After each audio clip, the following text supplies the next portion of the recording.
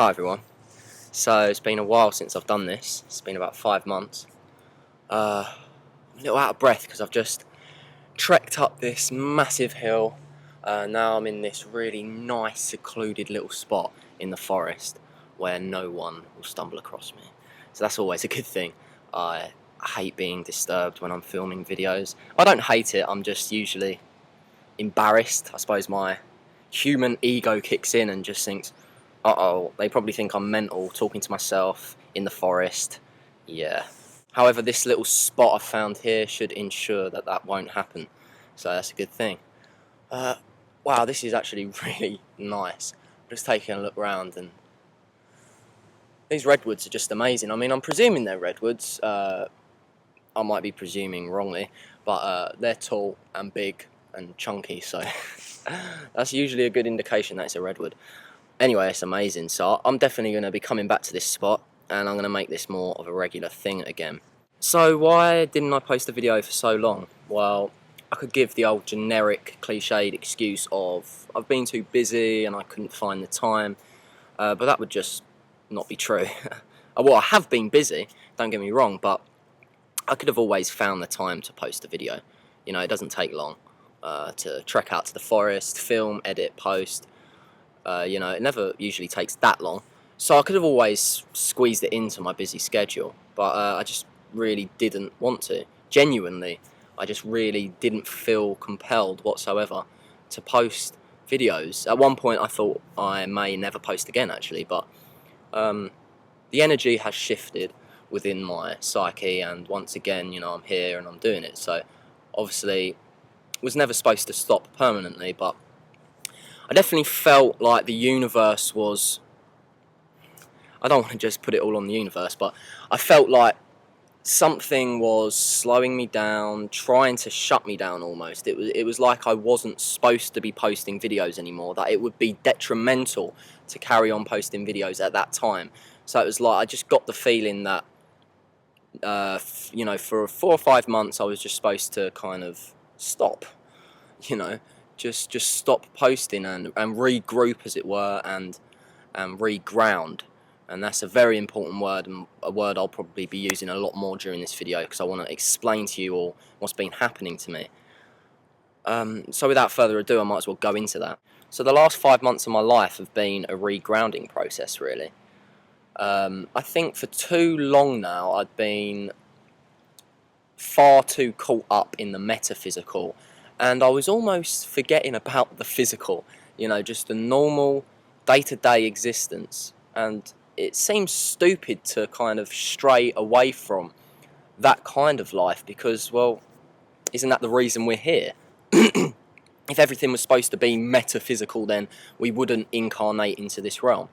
Yet we have, so there's obviously a reason behind that. And I think I was getting way too caught up in my past life memories and what it all meant and what I was here to do, and suddenly it was just like this part of my brain went, enough, man, just chill the fuck out, calm down, stop thinking so much about the big stuff and start thinking about the little things again. During this 4 or 5 month period, I was given the opportunity by the universe to reflect on my old selves.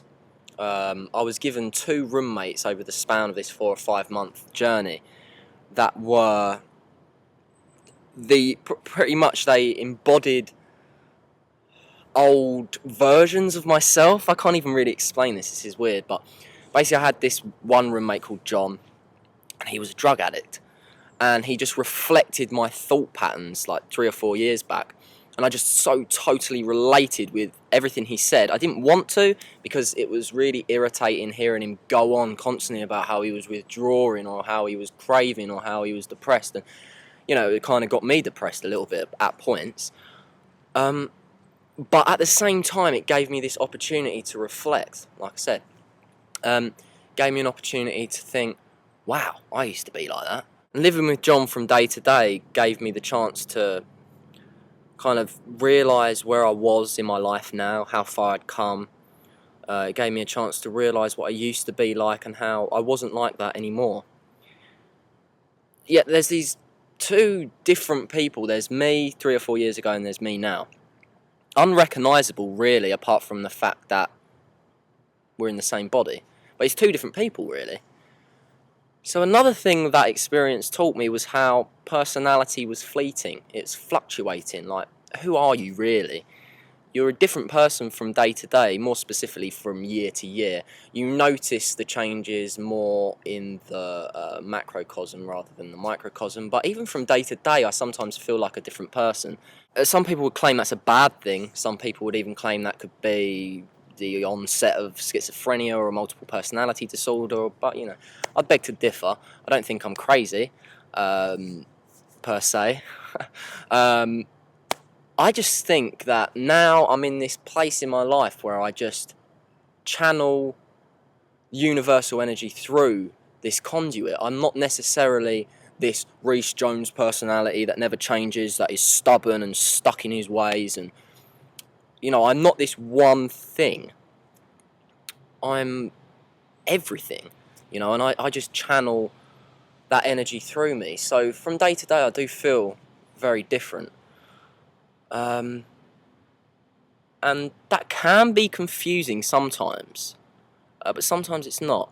And sometimes even when it is confusing, it's comfortably confusing.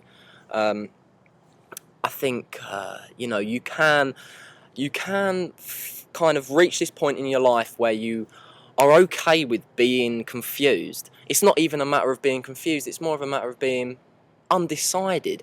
You know, none of us really know what's going on here. I've got theories. You've got theories probably. But really, they are all just theories. You know, nothing is really provable in this realm.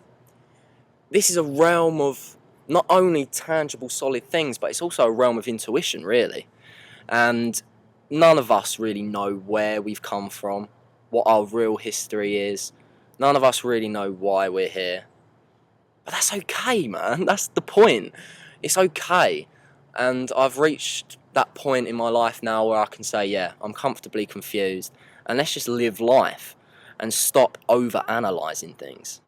Now, don't get me wrong, I'm not saying it's bad to speculate. I still speculate to this very day, and I still read books, and I still question and theorise and such things, but I don't base myself on the conclusions anymore.